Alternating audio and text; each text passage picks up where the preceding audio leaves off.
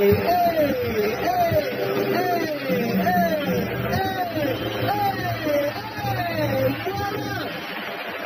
Roots.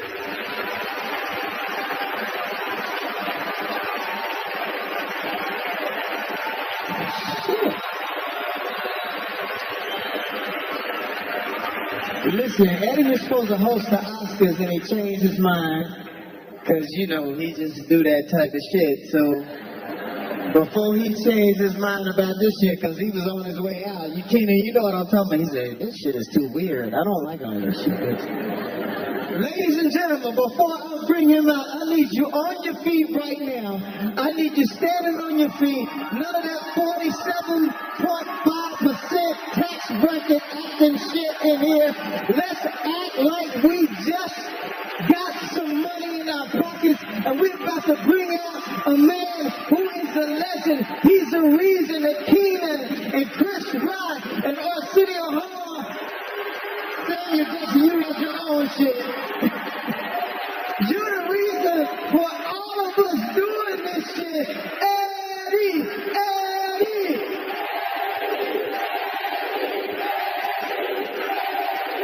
Ladies and gentlemen, Eddie!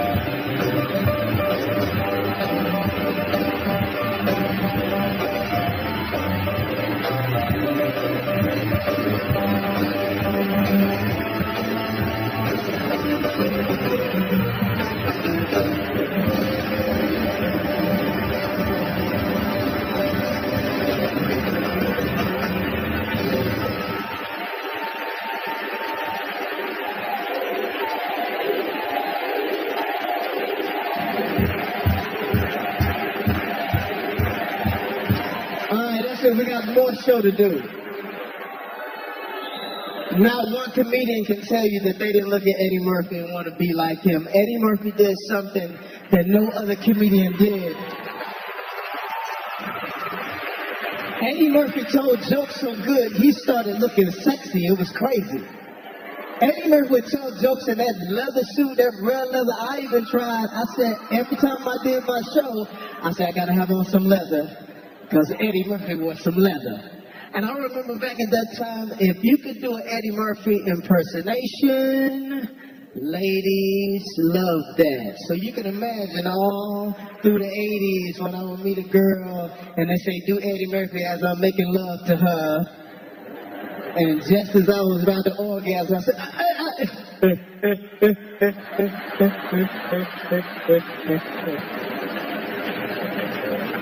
ladies and gentlemen, Eddie Murphy.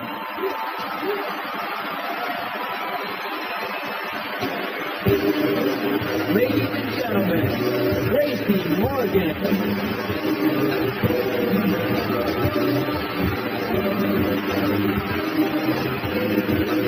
Yeah! Lemonade, that cool, refreshing drink. I always wanted to say that. I'm here tonight to pay tribute to my comic hero, Eddie Murphy. Right there. He's the one that made me want to do comedy. But especially when he wore the red and white Pumas, you know? I've seen it. And he's the biggest and the brightest star Hollywood and comedy will ever know.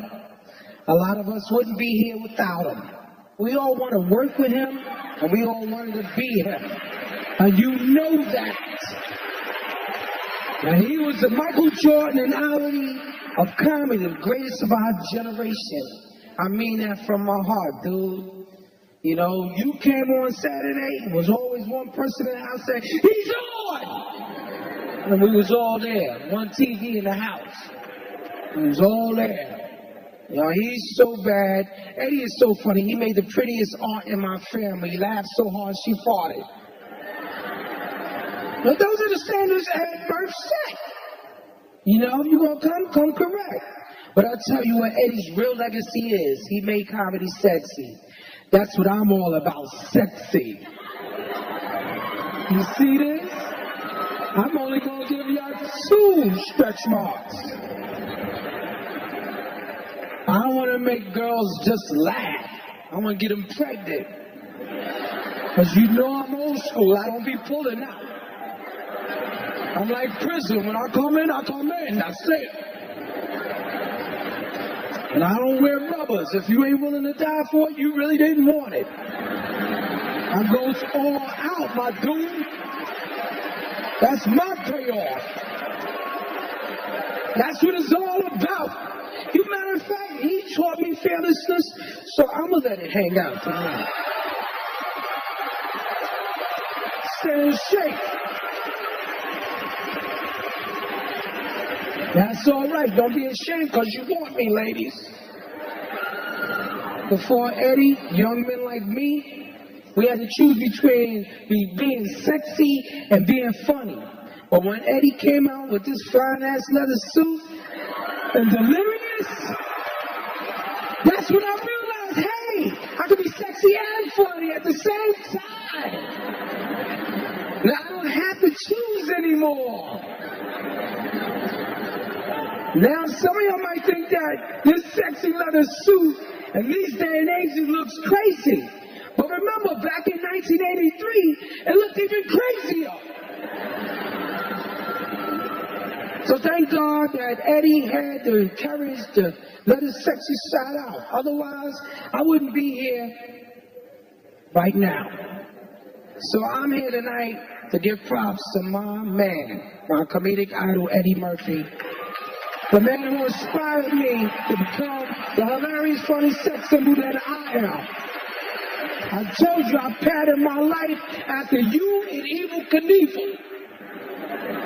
With a touch of Bruce Lee in there. I also walked in his shoes at Saturday Night Live as a cast member. And I felt honored to walk the same hallways as Chris Rock and Eddie. And if it wasn't for those guys, man, they held the door open for me, so I love them very much, and they mean a lot to me. And I'm here to honor him tonight and pay tribute to Eddie's work on Saturday Night Live. I'm Derby, baby. I'm Derby, too. My name is Professor Shabazz K. Rahim Abdul-Muhammad. Hi, I'm Buckley. I'm Green. I'm Dion, and you're not. Ladies and gentlemen, hey! I'm a fairy, damn it. I have feelings, too. Got it.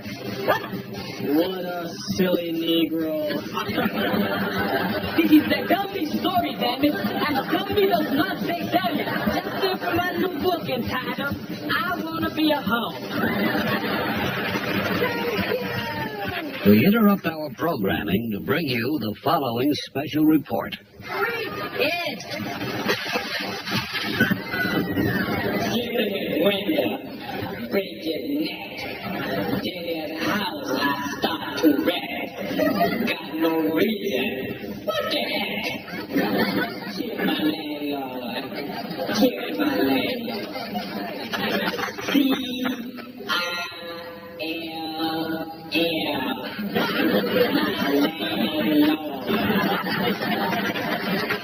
It's one hell of a day in the neighborhood. A hell of a day for a neighbor. Would you be mine? Would you be mine? I hope I get to move in your neighborhood someday. The problem is when I move in, y'all move away. Smoke. You bring the stage, go robbers to the rope. Will you be mine? Won't you be mine? Won't you be my neighbor? Hello, boys and girls. We're all alone again today. You know why? My wife walked out of me. Isn't that nice?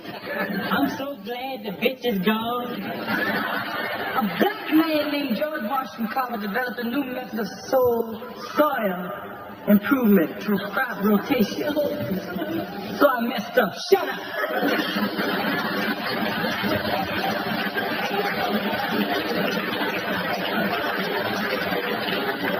Stop talking before y'all make me smile.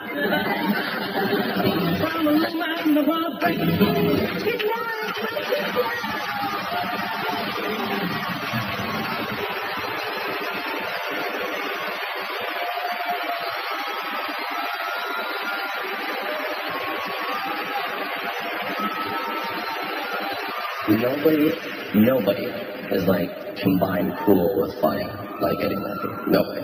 He is part of the cast that I grew up on. Definitely beyond an influence and an inspiration. You're really going to ask me that question, like, what's his greatest moment and everything like that? They're all freaking great. Mr. Robinson's Neighborhood, I remember my parents laughing incredibly hard when he said, this is how I answer the door in my neighborhood. Who is it? Like that, and we lost it. And I watched everything. The Velvet Jones, you could be a high-paying hoe. I remember specifically when he did the thing about the peanut, and he screwed up, and he went, so I screwed up, shut up! And it just made you love him, because you were just like, no, I'm the shit. I have an 8x10 somewhere, I think in my folks' place, that is supposedly signed by him, and it just said, Jason, be free, Eddie Murphy. I already was free, but it certainly drove the point home. I walk past his picture every day, and I see it. He got a fro, and you see the gap. And it also looks like he's having a lot of fun. Hold on a second here. It's my cell phone.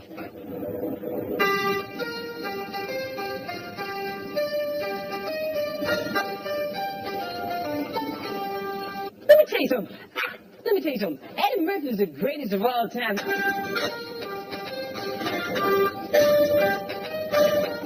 Texas shot.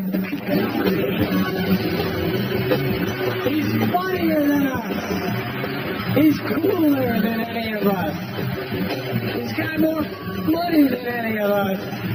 Eddie Murphy, One Night Only is brought to you by the all-new Dodge Dodge. New Rule, Quiznos, Toasty,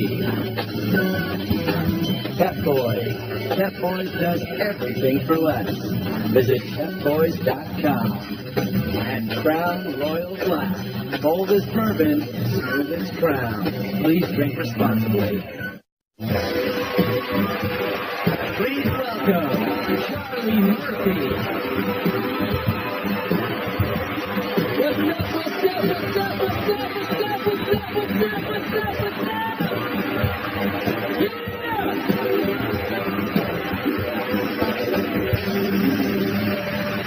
How's everybody doing today? Oh, man, well, I am glad to be here, man. I am so glad to be here. I want to say for myself and for my mom who's in the back, and I know she's having a great time. Thank all y'all for coming tonight, man. Thank you. This is a tremendous honor, you know. What I'm going to do tonight is I'm going to take y'all back, because, you know, everybody in here is kind of familiar with, you know, Eddie's career, you know. I'm sure of that. What y'all ain't familiar with is the fact it was a career before that. The Eddie Murphy as a kid, the Eddie Murphy, the brother. Because people ask me all the time, what was it like growing up with Eddie Murphy? And I always say, just like it was growing up with your brother. But that's not the truth. See, it was different. See? I remember when he was a little boy, him looking at the TV and saying, when I grow up, I'm going to be on that. And when he said he was going to be on that, there wasn't nobody black at the moment on television. So, of course, the whole family was looking at him like he was crazy. We didn't know, see? He was already a comedic genius in the making. We didn't know what was in our midst.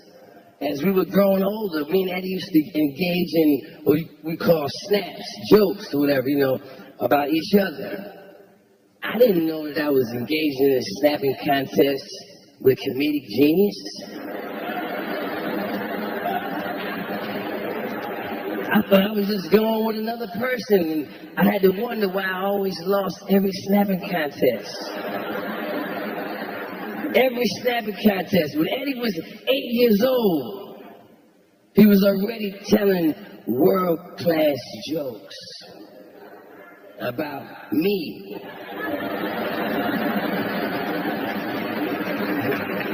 We have a little rivalry.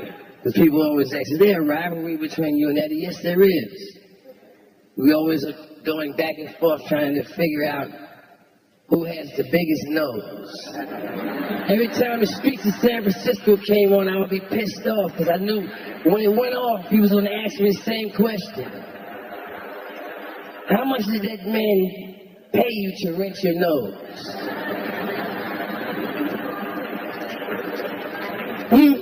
When he was 9 years old, we got into a snapping contest.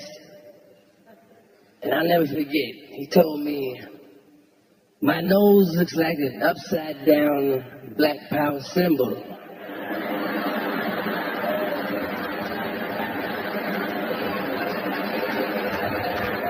That joke still works to this very day. So as you see, he was a genius all the way back then. My brother knows that I love him because I told him that many times before. But my problem has been, because of the man he's become, I never felt that I was able to say it quite loud enough. So I want all of y'all to help me right now. I want all of y'all to stand up.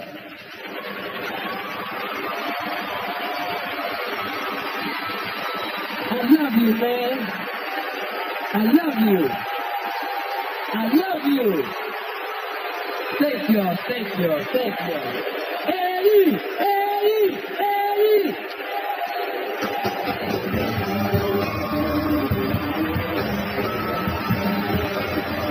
Ladies and gentlemen, Adam Sandler.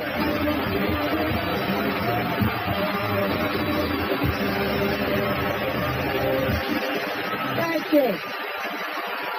Thank you so much. Thanks a lot. So happy to be here to talk about the great Eddie.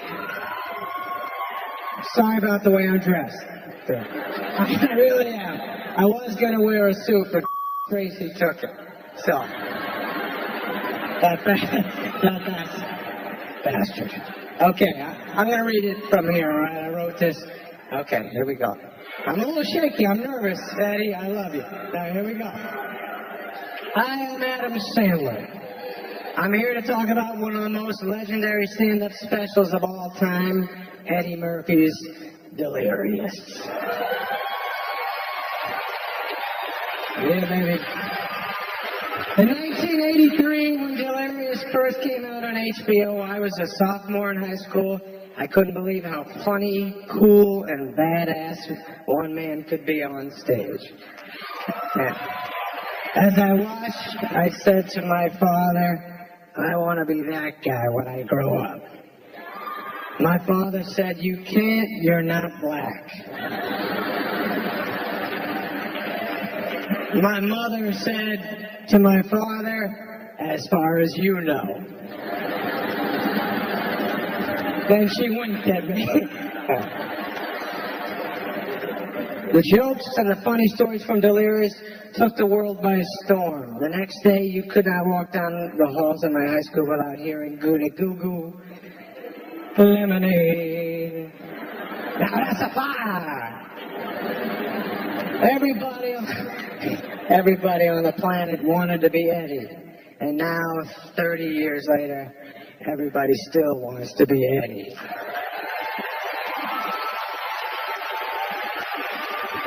He's funnier than us.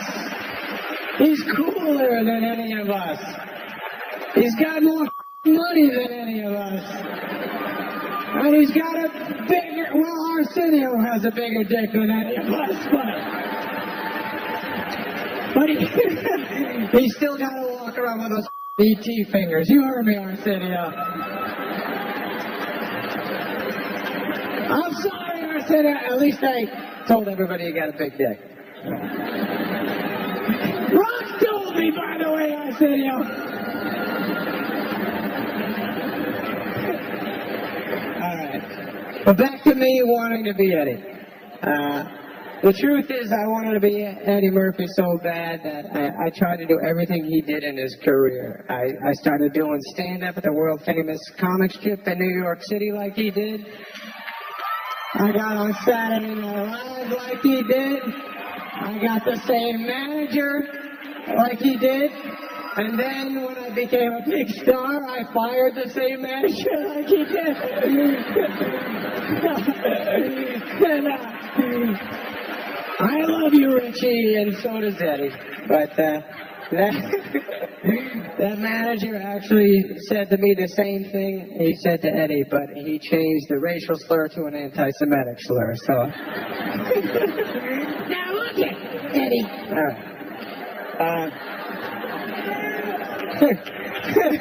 Delirious changed comedy forever, and with it, Eddie, most importantly, broke down a giant wall and taught so many comedians in this room tonight. But I watched it this week. It's insane how great it is. And just sit back and enjoy this. This is the best. All right, right on. Way to go, Eddie. Thanks for everything, man. Eddie did it such a way. He broke a lot of rules. That was rock star comedy. I've never seen that like it since the day. Lord, my friend, how would you like to me up the ass? I know you want to me know it. And you know that I know that you know that I know that you want to and I want to bend over. And when I do, start.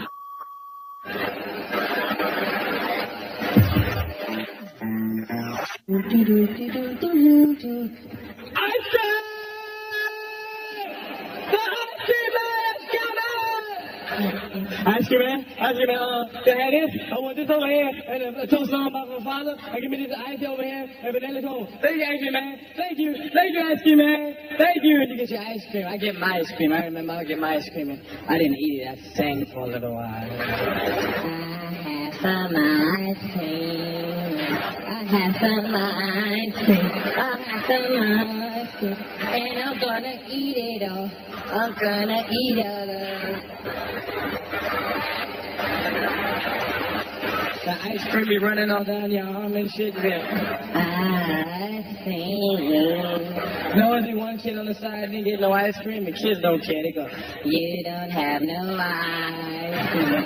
You didn't get none 'cause you are on the welfare. You can't afford it. You can't afford it. And his father is the alcoholic. You want to eat some of my ice cream? Wait, wanna lick? Like, you want some ice cream? You want some ice cream? I'd like to eat all of my ice cream. You cannot have some. You can't.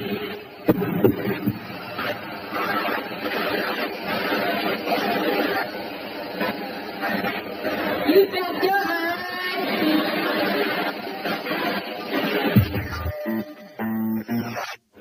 And my pops be up every 4th of July, man, every cookout. Black men like to claim the house when they're drunk. Men, period, I think, man, like to just claim their house. They want you to know if you drunk and if they drunk and you in their house, that it's their house. My father stand up in the middle of the cookout and say, it's my house. You know what it is? And if you don't like it, you get the out. I don't give a I pay the mother bills in this mother and hey, kiss my ass if you don't like it. Yes. Then he attacked the whole family, right? He said, Gus, ask the question. Come here. This is the question, Gus. What the is wrong with your wife? Why can't she walk the fire steps? You come over every mother year, Gus. And you burn down the mother backyard, and your wife rips down the steps. Why? I work hard to get my place beautiful. Look at the mother steps there. Up, Gus. Why can't she walk a step? You know why your wife can't walk a step? Because she's a fat, hairy bitch. That's why. But you know what it is, Gus? I figured out about your wife. And I'm going to say it, and my wife, I'll give what my wife said she can shut the up. I'm going to tell you something. I figured out about your wife. I know where you met your wife. You told me you met your wife 15 years ago on a camping trip, and that your wife was Puerto Rican? Your wife ain't no mother Puerto Rican. I thought she was when I first met her, Gus. Because I walk up, I said, hello, it's good to meet you. My name is Vernon. And she said, hello, I'm Bunny. Goonie Google. What the does Goonie Google mean? I don't know what the that shit is to this day. I thought I'd learned some new Spanish shit. I went up to my friend, hey, Sanchez, Goonie Google. And Sanchez said, get the out of here. So I was walking around for years confused, and I finally figured out about your wife, where you met your wife. You didn't meet your mother wife on no camping trip. Your wife's a Bigfoot, isn't she, Gus? Your wife is a Bigfoot, isn't she? That's why the bitch mustache is so mother thick. But you shaved the bitch down and taught her to speak.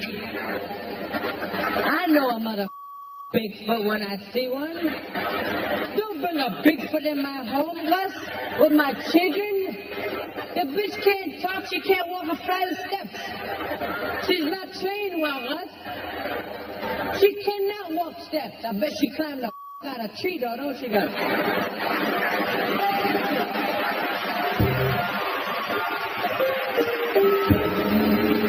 Eddie Murphy, a comedian, could not wear tight trousers. He is the Rosa Parks of tight trousers.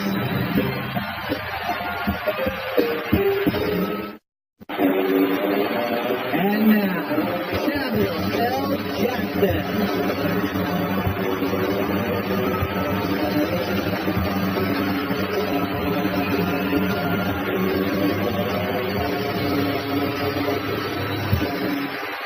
Good evening, ladies and gentlemen. Eddie Murphy is a man who changed the course of American film history. And I don't exaggerate when I say that. He did it in 1987 when he gave me, Sam Jackson, my first speaking role in a major film, and thereby launched my career. If it weren't for Eddie, we might not have all the wonderful films that I've made. It all started right here in a groundbreaking dramatic role.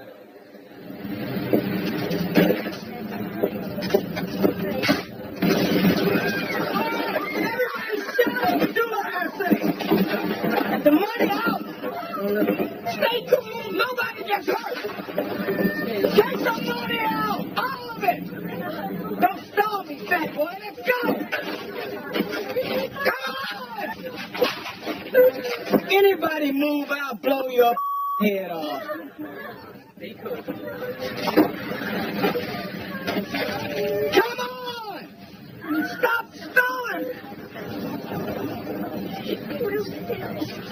Come on. Don't stall me. All of it.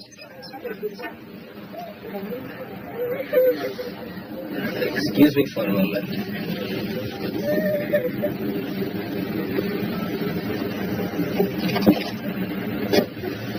It would be wise for you to put the weapon down. Who the is this asshole?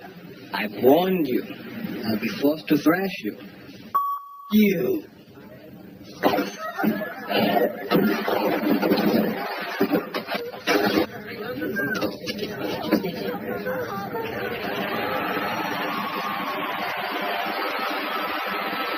I wish I could tell you some funny story about how I was first introduced to Eddie and the Coming to America set, but actually, I never was. He walked by me like several times and never said shit. Except when he was thumping my ass with that broom handle in front of the camera. And I've always hoped that he would get cast in a Star Wars film so I could pay him back with a lightsaber. This was around the time Eddie had first appeared in the Guinness Book of World Records. He appeared in 1987 after making Raw. He was cited for using the word the most times in a film. 223 times. Now, that's quite an accomplishment. And I personally found it inspirational. I figured if a motherfucker like Eddie Murphy could make it by using the F word over and over, and a good-looking motherfucker like me could go a long way just using the word motherfucker. There was obviously a lot more than one word that launched Eddie Murphy. He is a true movie star. He demonstrated that in the early 80s when two massive films transformed his career and the motion picture business in general. 48 Hours turned Eddie from a TV comic into a full-blown action movie star. Then came Beverly Hills Cop, which not only made Eddie into a Beverly Hills homeowner, it turned him into the international superstar that he still is today.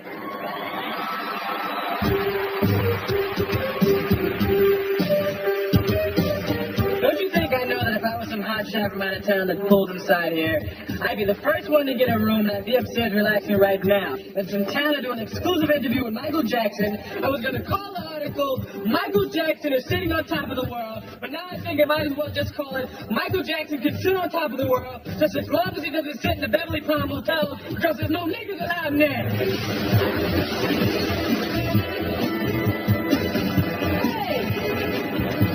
This is the cleanest and nicest police car I've ever been in my life. I stayed for a while because I ordered some pizza.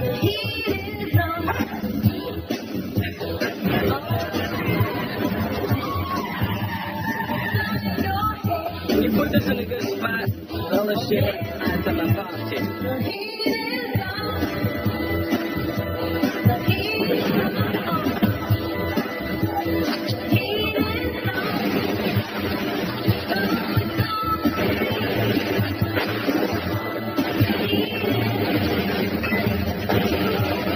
You're not gonna fall for the banana in the tailpipe? You should be more natural, baby. Look, man, I ain't falling for no banana in my tailpipe. You're a natural product.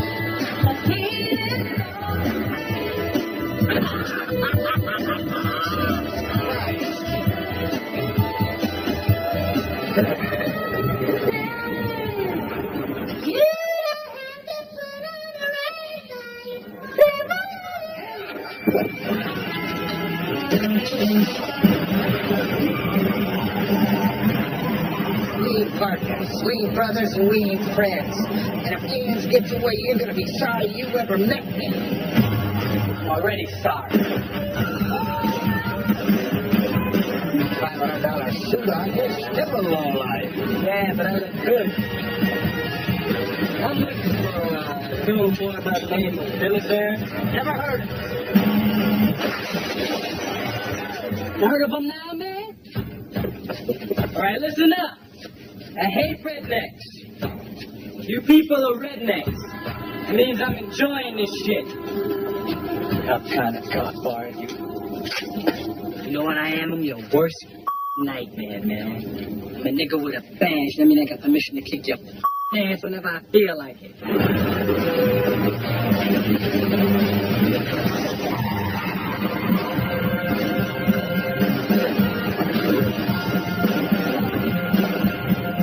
Luther, I'm sorry about the door, man. That hurt. It looked real painful when you slammed into it.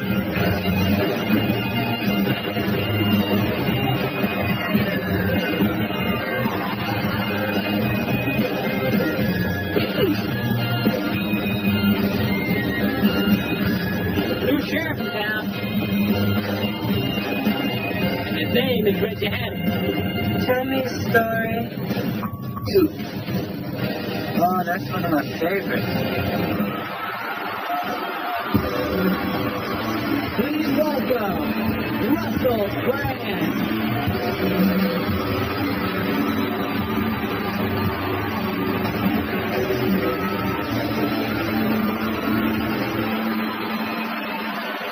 Good evening, everybody. Yes, good evening, thank you. I've come here from England to honour the great Eddie Murphy. Eddie, thank you.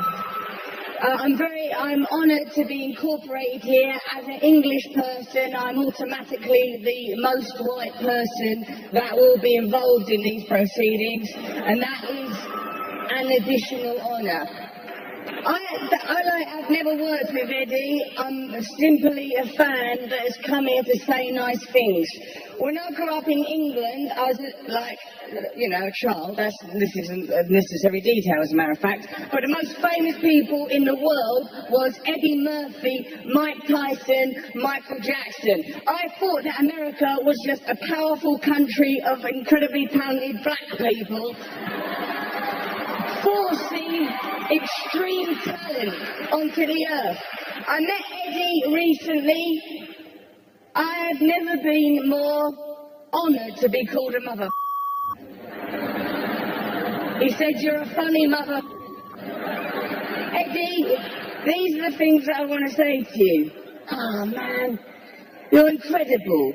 I was allowed to get into Eddie Murphy's house recently. There was a lapse in security. I got right in there.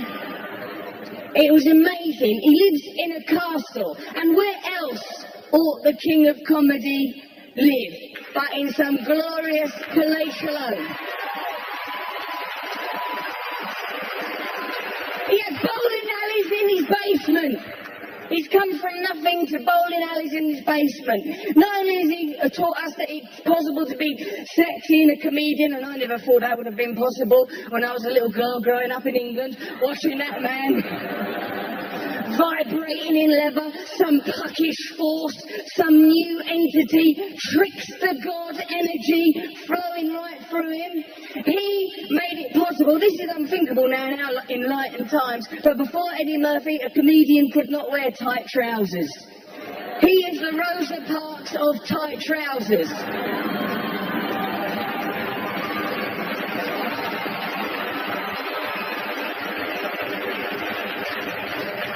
I'm very, very honoured to be a part of this. I would forgive you anything, even as an Englishman. Have all the Spice Girls for all I care. There's not enough Spice Girls in the world. We are in the company of a great man tonight. Let's celebrate him, let's honour him, let's look forward to more Eddie Murphy movies, and that's enjoyment, beam love right at him. Let's have a look at Trading Places.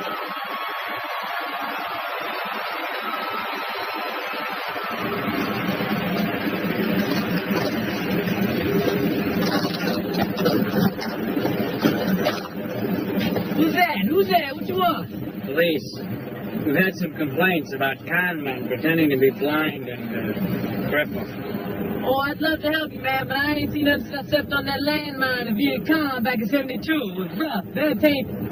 You were in so were we. Where? I was in Sang Bang, Yangon. I was all over that place, basically. A lot of places. What unit were you in? I was with the Green Beret, Special Unit Battalion's Commando Airborne Tactics, Specialist Tactics Unit Battalion. Yeah, it was real hush-hush. I was Agent Orange, that was my name, Agent Orange, Special Agent Orange, that was me. Airborne, huh?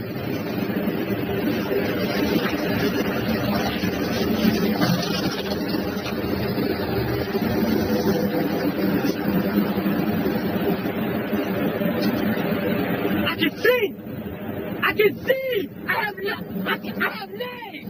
I have the whole shit! Look at this! Man! I can walk! Jesus! Praise Jesus! I appreciate this! Oh, this is beautiful! I can't believe... Thank you! I don't know what to do!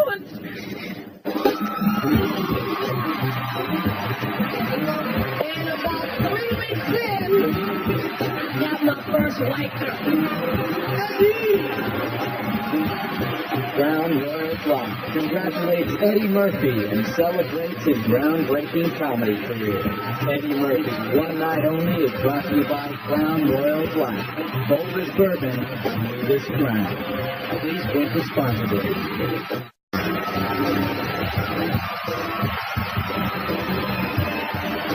Ladies and gentlemen, Chris Rock.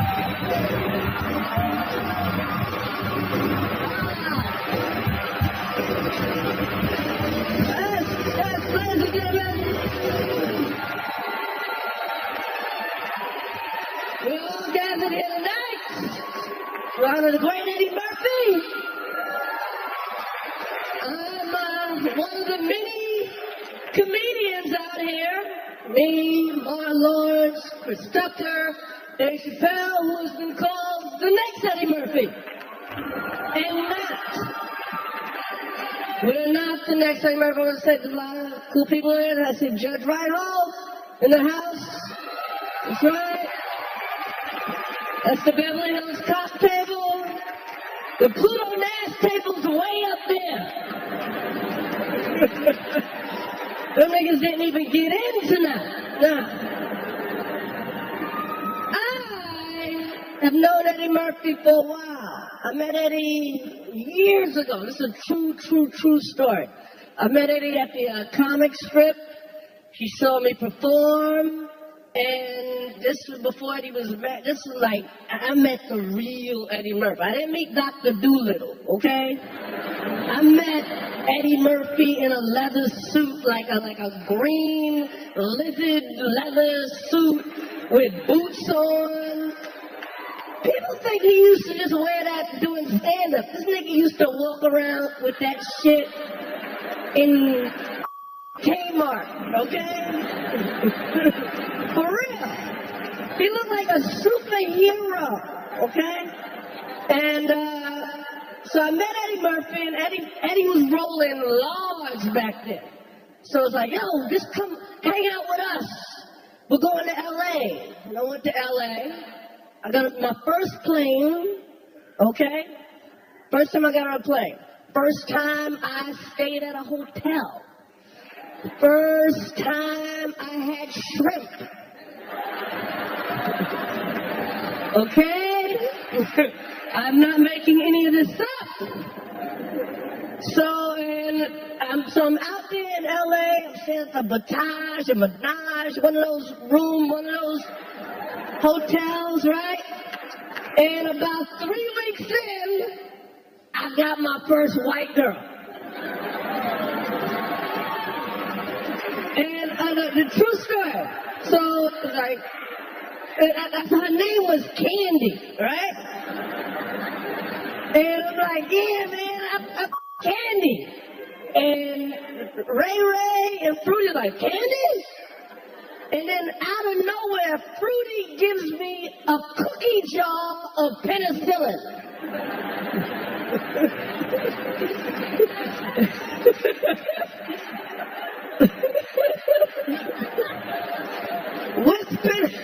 This is before he eats anything. That's how they was rolling. Cookie jar of penicillin. So, yes. Anyway, years later, I have my own career, and I'm on Saturday Night Live. And they hired me. They hired me thinking, you know, oh, the next Eddie. Boy, were they disappointed. But one day Eddie comes to visit me. This is so embarrassing. He comes to visit, like, I didn't know he was showing up, and he shows up. And not just to visit me, but visit the show. And he comes by my office, and I still had my Eddie Murphy poster up in the office. And Eddie's in my office wearing the suit from the same suit from the poster. So how gangster could I be? All right, I'm going to introduce this clip. We're going to have to watch Eddie Murphy, the great Eddie Murpy from Saturday Night Live. I'm going to walk up.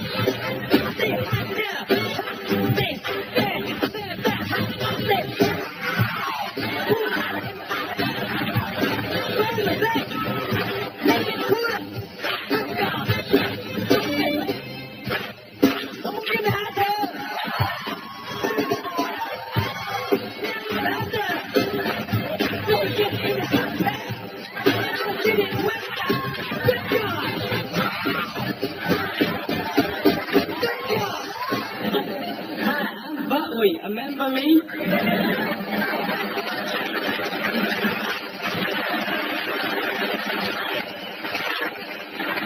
And I have compiled for you in your listening pleasure some of my favorite songs. And all here on this unspectacular offer. But we can't take a whiskey.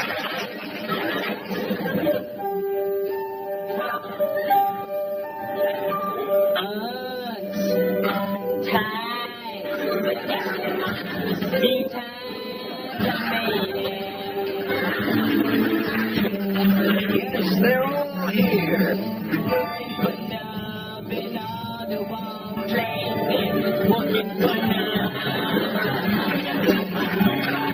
Once Buckwheat sings a song, it's eternally his.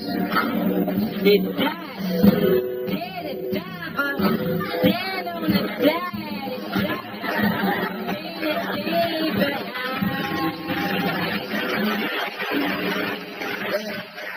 my son, you don't even know the words.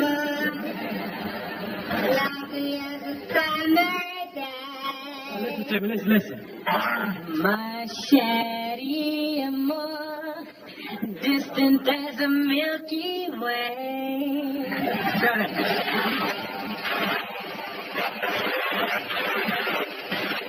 My shady more, pretty little one. You're the only girl my heart beats for. How do you work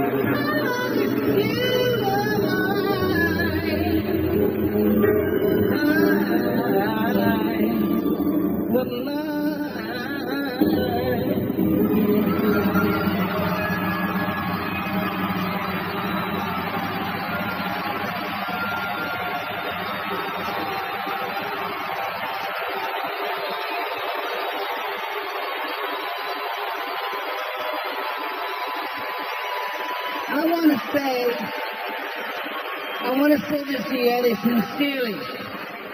You know, what I always liked about your humor is that not only was it funny, but even the person that you were talking about could laugh about it too.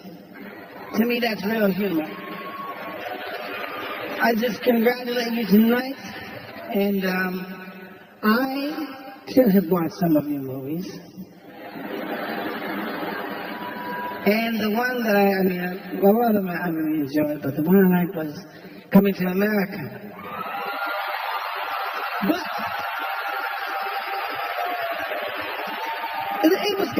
because there was a song that you did that I liked as well as a little boy. Not too much more younger than you.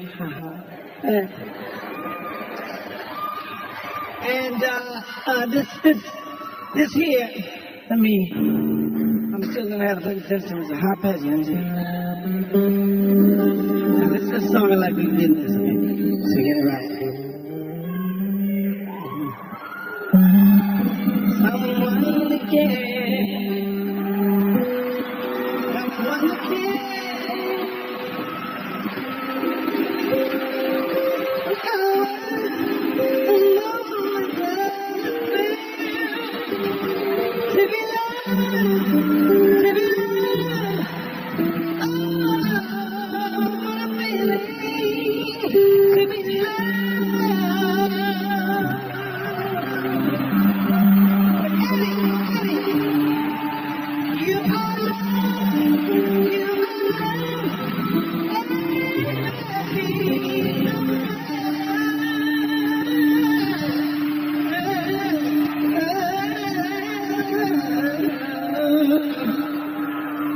You are love.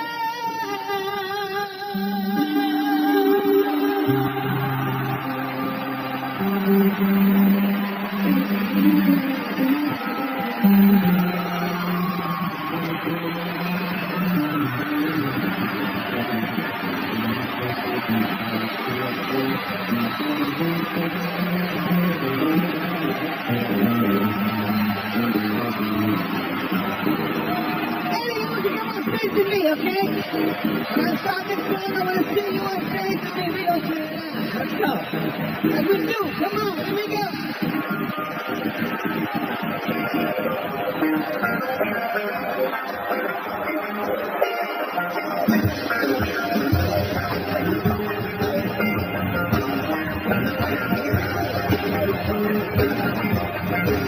You coming?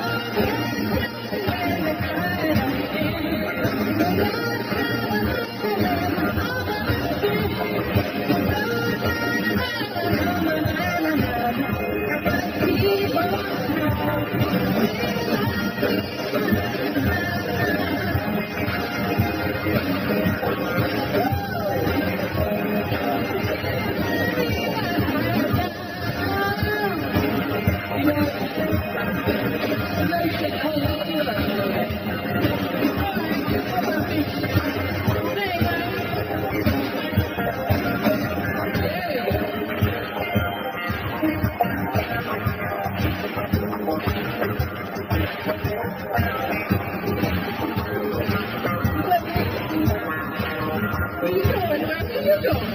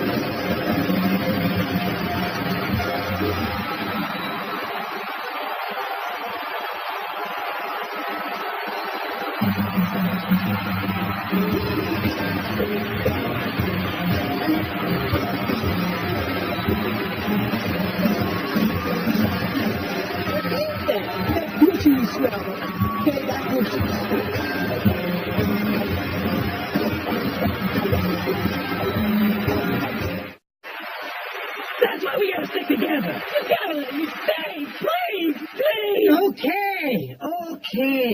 The night only. What do you do? Now this is gonna be fun. We can stay up late swapping manly stories, and in the morning, I'm making waffles. CEO of DreamWorks Animation, Jeffrey Katzenberg.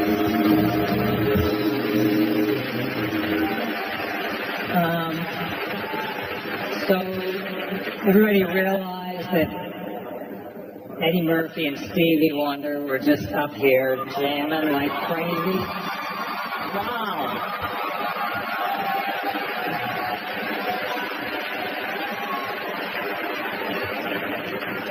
And I have to follow that shit? What is up with this?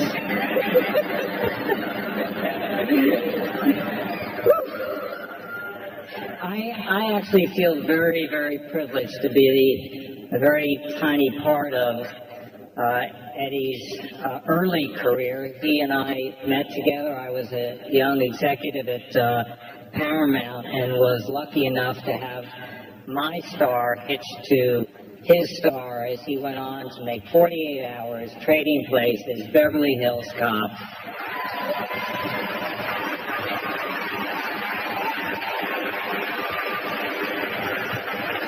So when Shrek came along and I heard about this character Donkey, I knew we just had to get Eddie. So think about this. I had to call Eddie up and say to him, got a great opportunity for us together, Eddie. I'd like you to play a fast-talking, music-crooning, crazy-making, talking donkey. It'll be a great career move for you. Shrek went on to become the biggest animated movie of 2001, the first animated movie ever to win an Academy Award. And as for Donkey, he joined the incredible pantheon of absolutely unforgettable Eddie Murphy characters. Let's take a look at Eddie Murphy, Donkey, and Shrek. What's up, everybody? Donkey! It's gonna be fun. We can stay up late, swapping manly stories, and in the morning, I'm making waffles. Oh, Shrek, did you do that? There's no way to behave in front of a princess. Thanks. He's as nasty as you are. You love this woman, don't you? Yes. You want to hold her? Yes. Please? Yes. And you got to that try a little tenderness. I know you probably hear this all the time from your food, but you must bleach or something, because that is one dazzling smile you got there. Look, a little kind. Look out, Chef. You got a piece. I'm obliged to accompany you until you have saved your life, and you have spared mine. I'm sorry, the position of annoying talking animal has already been taken. Please take my fake lance and send my hooks to my mouth. Oh. Hey, what's that? That's that.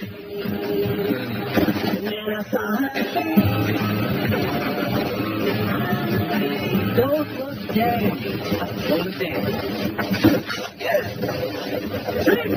I'm looking down. Well, before this is over, I'm gonna need a whole lot of serious therapy. Look at my eye twitching. Oh, no, suspicious, black cat, give me that side. So you're Giant baby! What? Got it, place! Yeah!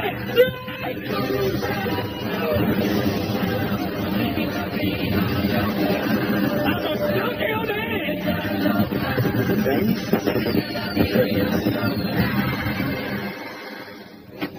I think that went pretty well. Donkey!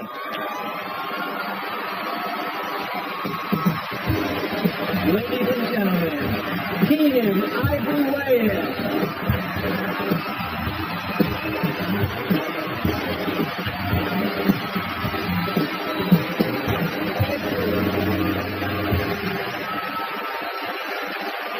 Wow. Thank you very much. You know, when they asked me to do this tonight, it was a little weird. Like, I didn't know, like, what would I talk about, you know? And I'm listening to everybody else talk throughout the night. The one thing that I have in my friendship with Eddie is that I really know him. You know, like, not that everybody else doesn't, but I mean, I met Eddie when he was 16 years old. I was 19. And he came into the Improv in New York. He had been working on Long Island, and I had been working in Manhattan. And he had this swag about him. He was always like the coolest guy. Like, he walked up to me and he goes, "What's up, man? I'm Eddie Murphy." I was like, "Yeah." He goes, "I thought I was the only funny black man in New York, but I guess there's two." And like, stuck his hand out. And we've been friends since then. And, you know, as a matter of fact, the watch I have on right now, Eddie gave this to Rolex. Eddie gave this to me like 30 years ago. Remember that? And I held on to it. In case I didn't make it, I always figured I could sell this shit and get some money for it. So. Okay, here's what's funny about Eddie. Like, you see it on screen, you see this like cool guy. He really is that. Like, that's not fake. Like, here in Hollywood, we go out to clubs, and it's different now. But back in the day, they wouldn't let brothers in clubs. No, they had like a 2-brother minimum, and that was it. And I remember we went to this club in Hollywood, and it was about 10 of us. And the bouncer was like, "Sorry, I mean, I know you're Eddie Murphy, but I can't let all of you in. I'll tell you what, I'll let 4 of you in." Eddie said, "Okay." He said, 1, 2, 3, 4. He said, "Y'all go in, tell every fine girl in there I'm having a party at my house." And he left. And 10 minutes later, the whole club left.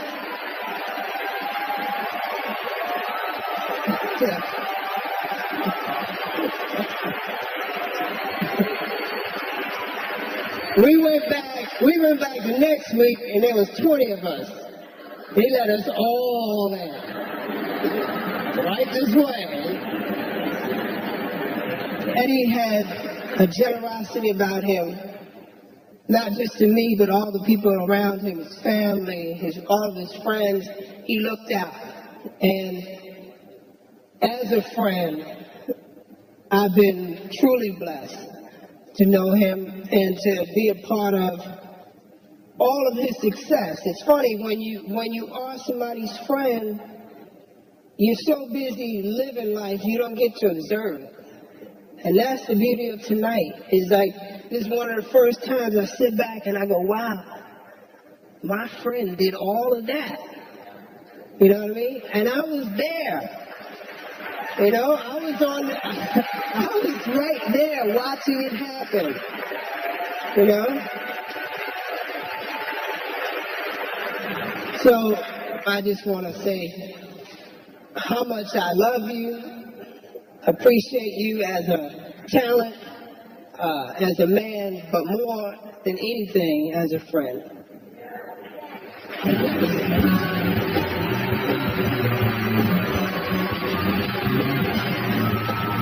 Hey, Stanley, put on. You have to tap shoes. Are you going to come over? We go dance for the people because that's what they want. Are we going to tap?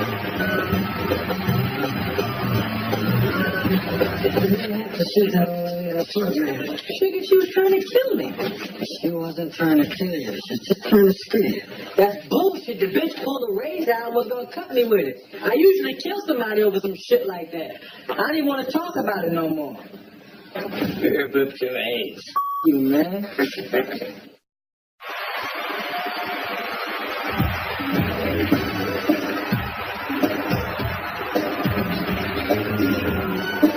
I hope you don't mind me coming over and sitting down. But I've been watching you all evening. And I want to tear you apart. And your friend too.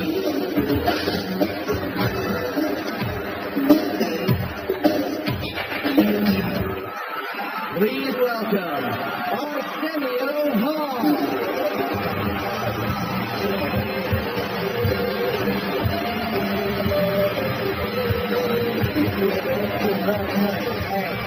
Thank you.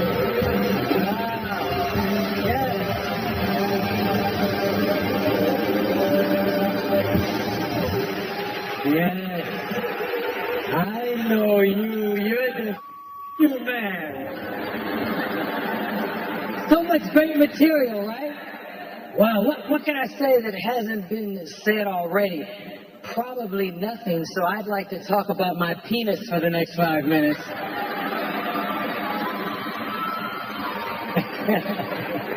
Yo, man, doesn't this feel good? We're having a great time. You loving this? Yes. Yes. You and I have watched shows like this. You showed me a special with Sammy Davis Jr. being paid. Yeah, wasn't that did you all see that? Sammy Davis Jr. They paid tribute to him, and the coolest part of it was Gregory Hines was dancing, and then he went over to Sammy. And it was the greatest moment in television. He handed Sammy tap shoes. And Sammy put on the tap shoes. Are you going to come over? We go and dance for the people because that's what they want. Are we going to tap? Well, I don't quite want to tap. Oh, okay. But I know they would love for you to grab a mic and do what you do, or come and do stand-up, like spontaneously, just do an hour of stand-up, just talk everything, That would be safe. It's so. Hey, wait, he got something else to say. Wait, that's the obvious choice. Wait. I'm sorry. That's the obvious choice. Now look.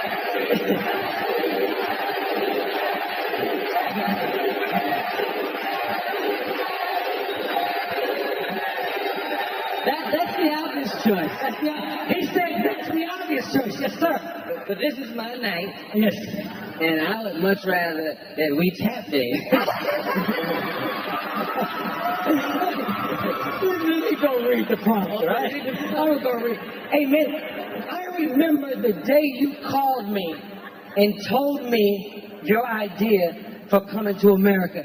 And I can't, yes, he told me on the phone, and he said, but there's something missing, there's still something missing.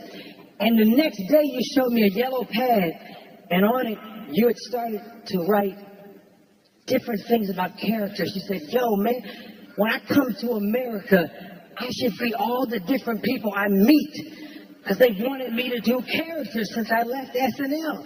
And that's how that whole thing was developed. And I wasn't for it. I was like, yo, man, you know, what's really important about your career is when you work, a lot of black actors who wouldn't work get to work. And if you do all the characters, they're not going to get jobs, right? So, I mean, I have to be devil's advocate. And like usual, he wasn't paying attention to anything I was saying. And he said, and you can play a bunch of characters too. And I was like, them niggas, let them get their own jobs. You can't save the whole town, you know?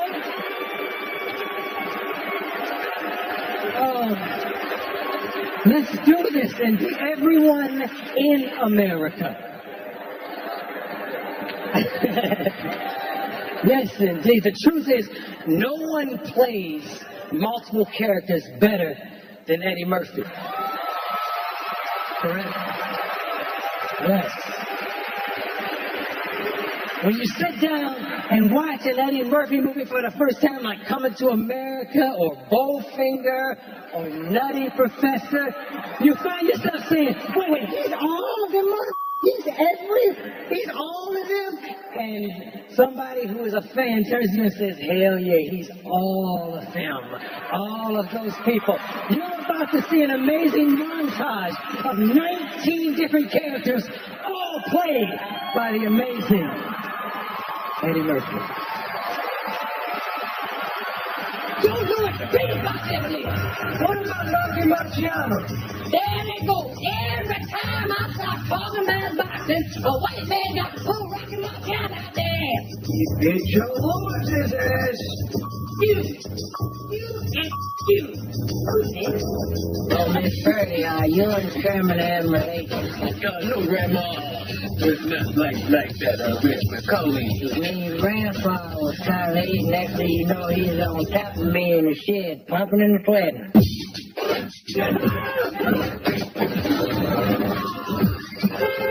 Scientifically proved that you was a just in my feet. Yeah, Mr. Jago. I'm just making sure. Would you be willing to show your naked rear end in a movie? Yeah, I guess so. Yeah. Excuse me, ma'am. What? Are you wearing bonds? Of course I'm wearing mine.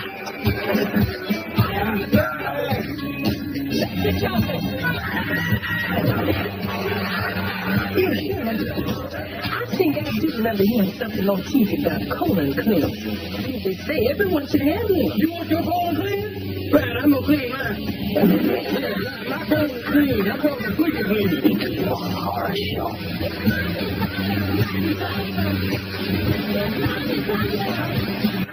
Awesome. And cut.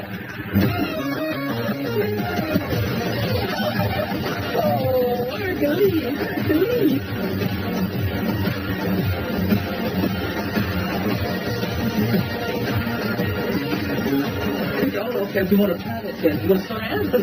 That's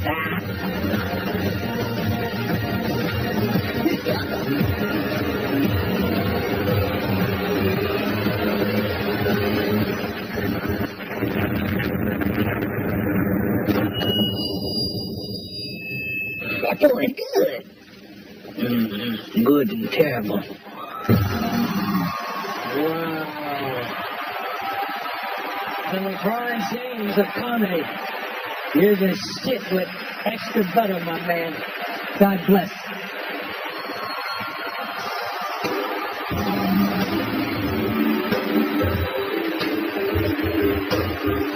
And once I seen him, I said, oh, shit.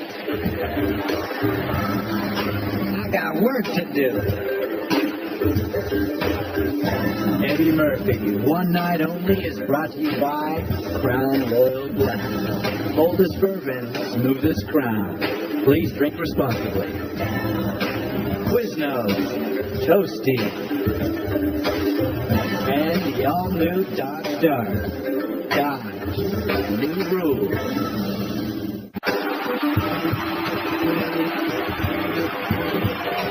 And now, Martin Lawrence.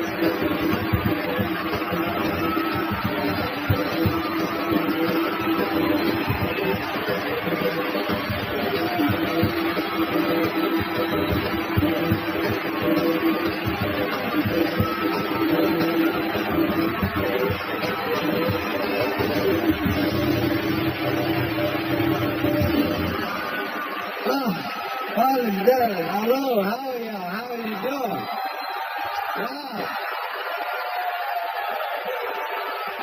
Wow. I remember the first time I ever seen Eddie in concert. He was at the Richmond Coliseum, and I was living in Maryland. I was a young comic. I thought I was high. I just knew I was doing my thing. And I drove 2 hours by myself to see Eddie Murphy perform at Richmond Coliseum. And once I seen him, I said, oh shit. I got work to do. So I drove all the way back by myself, just in days, just doing this shit. I said, I can't believe it. I said, this has got to be the baddest man I ever seen. Then I got an opportunity to meet him. I said, I got a chance to meet my hero, the man. I seen him in a club, and I walked up to him, and I said, hey, Eddie Murphy, I'm a big fan. I just want to say hello. I was wondering if I could take a picture with you. And in true Eddie fashion, he said no. Do you remember that? You don't remember. So I took a picture with Robert Townsend.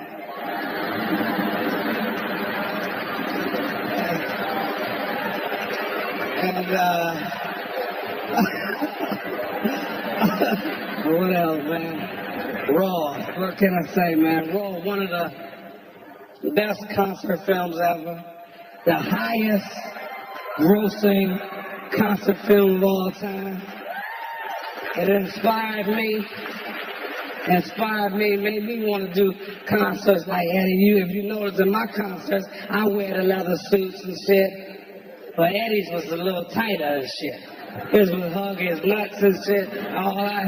Mine was a little looser. But let's check out the clip of Raw. Check it out.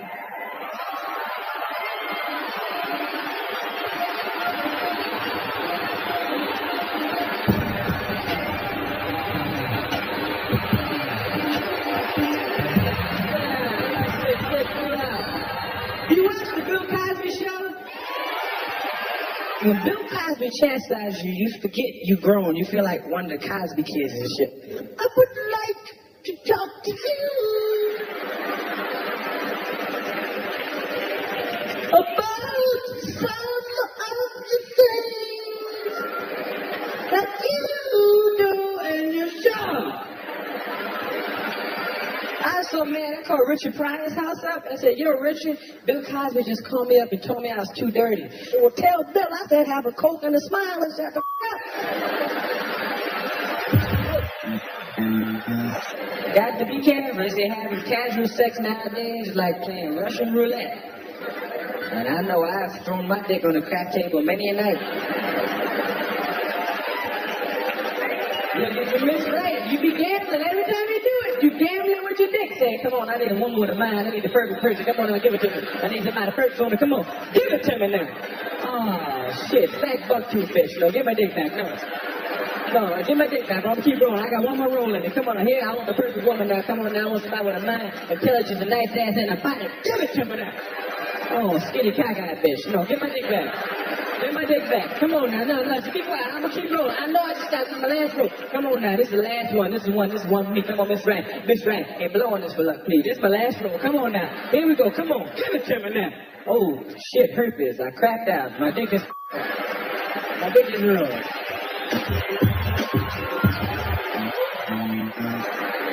I said, where you going? You don't own me. You my woman, ain't you? I don't see no rings on these fingers. Are you gonna put a ring on this finger? Well, well, then you don't own me in, okay? First of all, let me tell you, I don't give a who you are, what you have, okay? You got a whole lot of nerve to start and ask me where I'm going. I come and go about things. I don't ask my father. I ain't gonna ask no man either. Ain't no man gonna tell me where I go. I come and go. You got a whole lot of motherfuckers. Who the hell do you think you are anyway? Come and ask me where I'm going. Nobody owns me. I own myself. I'm my own person. And we hear all that shit. Okay. And where you gonna be? I'ma be where I'm at. You don't own me. You don't. You don't own your woman. Wait till you gonna put a ring on my finger. That shuts you right up. You say, okay, but you don't. I know you spend a lot of your money on your woman, and I know you go to the movies, and you go to get the ice cream and the candy and the flowers and the anklets and the bracelets and to help her get some clothes, and you spend all your money on shit you would never spend it on, but you don't own her. Just theoretically, that pussy's on lease. And you're leasing the pussy with an option to buy.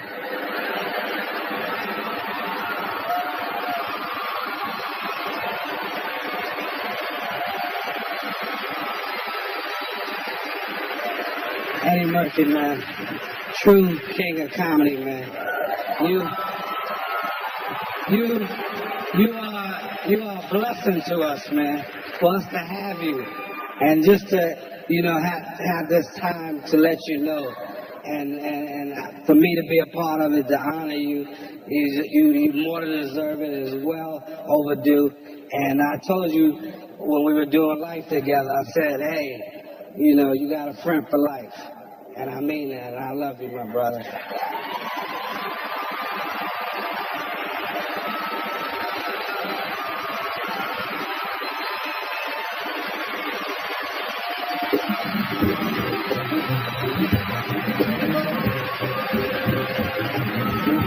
I heard this voice say, Murray, yeah, I love Eddie Murray. I love Eddie Murray. If you have watched Saturday Night Live the past few months, you already know my next guest. He's emerged as one of the brightest lights of the cast on that show, and this is his first time on the Tonight program. Would you welcome Eddie Murphy? Eddie.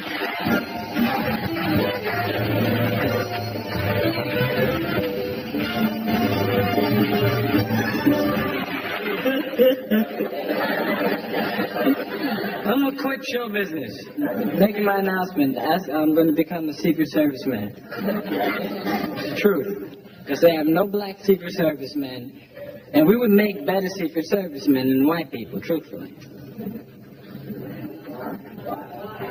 Because we're more menacing.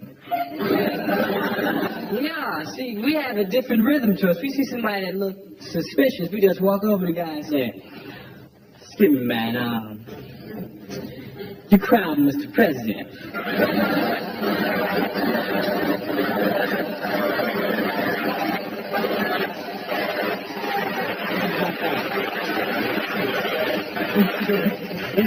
Then I'm going to run for president, because we haven't had any black presidents lately either, have we? Somebody black should run. It'd be different. There's nothing to lose. It'd be fun, man. It can't get no worse than it's been the past 100 years. I figure, why not take the risk? Everybody's afraid to run, though, because they know that even though it's 1982, it's still a risky business to be the first black president. You have to give speeches like this. My fellow Americans, get together and join hands and watch these people over here. Please welcome Tyler Terry.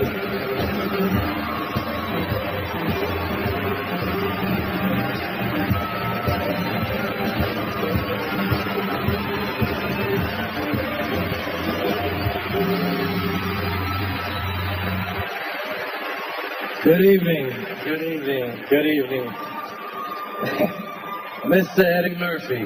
Mr. Eddie Murphy. I don't have a teleprompter. I just wanted to come out here and speak from my heart. When I was asked to do this, two things came to my mind. One was I heard this voice saying, Eddie Murphy, hell yeah, I love Eddie Murphy. I love Eddie Murphy. But the more serious side of me wanted to just come and say thank you. Because what you have done, my friend, is nothing short of remarkable. And a lot of times you can be inside of your life and you miss the incredibleness of it all. You have blazed a trail for a generation, for all of us to look up to aspire to hope to. I look at you, man, when I saw you do all of those different characters, I didn't even know that was possible. And I tried my best, but I'll never be as good as you are at what you do. You are brilliant, my friend. Brilliant. It is, as I look at your mother and your family, it is my prayer and my hope for you that all the laughter and the joy that you brought to everybody in the world, that it comes back to you and your family a millionfold. You 100% deserve it. You are one of the biggest stars in the world. You are a comedic genius. And listen, he's a virtuoso. So what happens is, if he wants to switch it up, he does. So you're watching him and all his comedy, you're enjoying yourself, but then he'll switch it up and he'll do something like play James Thunder Early in Dreamgirls. And now, Let's go get this money now. You can make your way to the top, right down. Try that part right here, baby. Make your way to the top.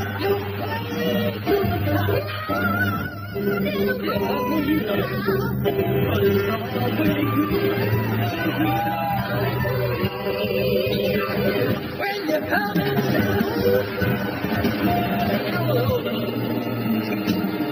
Hey, Curtis, this is supposed to be your night, right? Let's have some happy times, right? what the hell's he doing? 1, 2, 3, hit me. Pop, pop, pop it out of me. Pop, pop, pop. Yeah, baby. Come on up. 1, 2, 3. Ladies, thank you so much. Come at your feet, baby. Exactly what would you like Jimmy to do for you, baby? I warned you to lay off the woman that you work with. You got time to go out and find them. I'm always working, baby.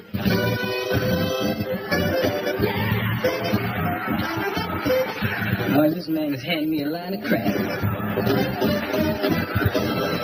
Hey, Curly, rap for Jimmy Curly. Got a hole in the bin. Run city spin. House with the blue. Got lots of friends. Jimmy won't know. Jimmy won't know. Jimmy won't. Jimmy won't. Jimmy won't. Who was the first one to wear shiny clothes? Little Richard. That was me, baby. I started that. You remember that burgundy jacket I had with the boat lightning on the back? Lightning was in glitter. Can't do cold. What I can do, baby, is show my soul. Jimmy got soul. Jimmy got soul. Jimmy got soul.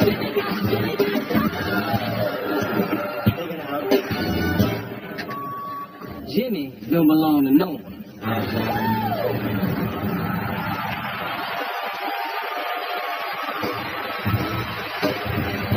Please welcome Brett Ratner.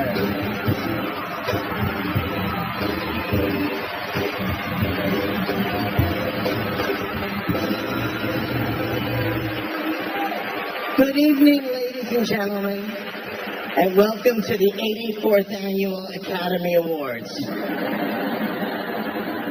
Oh, I'm sorry. My bad, Eddie. I'm sorry. My bad.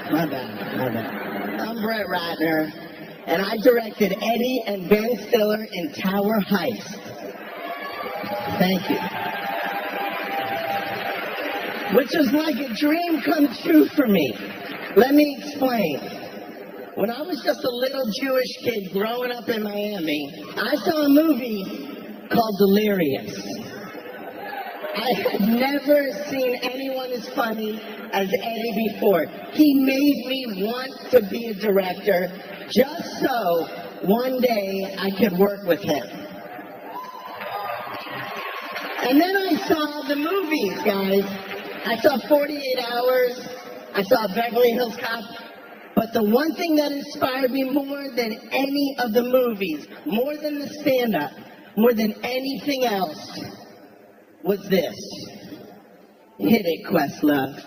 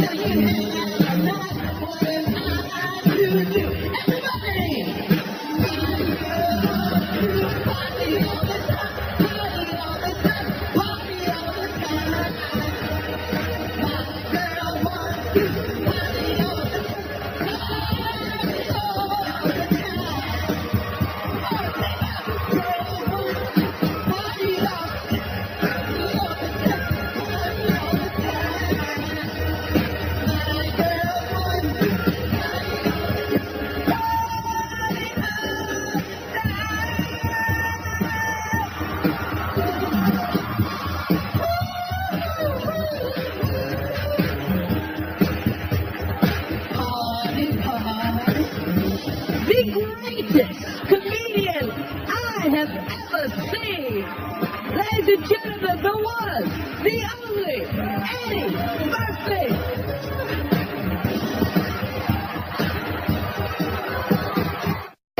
All right. Before we wrap up the evening, I gotta say one thing. We see Eddie Murphy in movies. We see him on, do stand-up. We see him on Saturday Night Live. But people don't realize Eddie is actually funny off stage. People don't realize that every time there's a fight, there's a party at Eddie's house, and all the baddest comedians in the world get together, and people always go to me, who's the funniest one? And I grudgingly go, Eddie's still funnier than everybody. And here's my favorite Eddie story. Eddie, me, way before I got famous, I think it's Keenan, Arsenio, and 20 black guys at the China Club. A white girl runs up and goes, Eddie Murphy, I love you. You're my favorite of all time. I've never kissed a black man before. Please let me kiss you. May I please kiss you? And Eddie looks her in the face and goes, well, you can't start at the top. You gotta kiss one of these broke niggas first.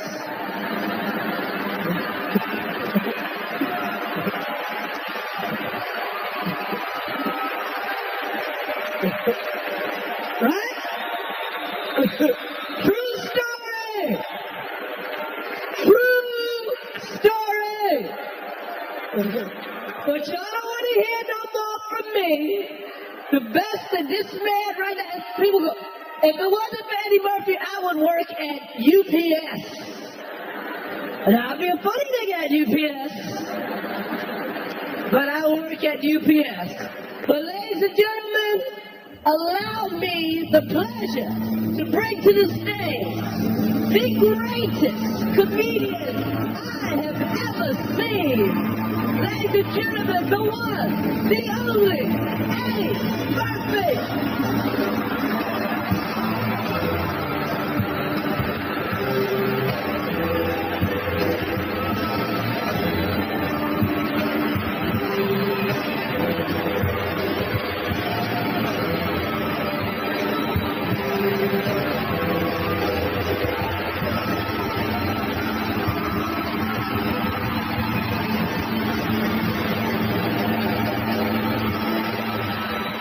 Thank you so much.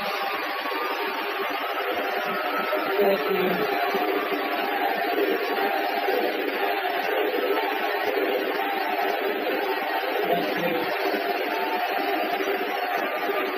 Thank you so much.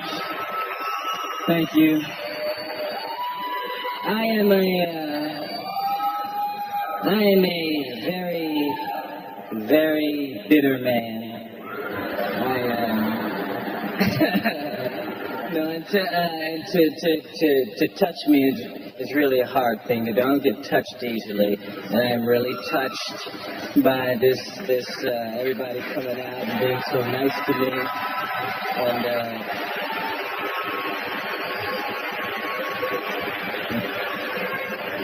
but this is really incredible, and I look out and see so many people that I've known for years and years, and people I haven't seen for years, and this is really a touching, moving thing, and I really appreciate it, and I love all of y'all, and y'all been sitting here all this time, and you know what it's like when you have something like this? It's kind of like, you know when they sing Happy Birthday to you? It's like that for like 2 hours, somebody singing Happy Birthday. You just keep hearing people say, Eddie, it's so wonderful, Eddie, and I am Eddied out. I'm Eddied out. So I know how y'all must feel, but thank y'all all for coming out and being patient, and I love y'all, and thank you. Appreciate it.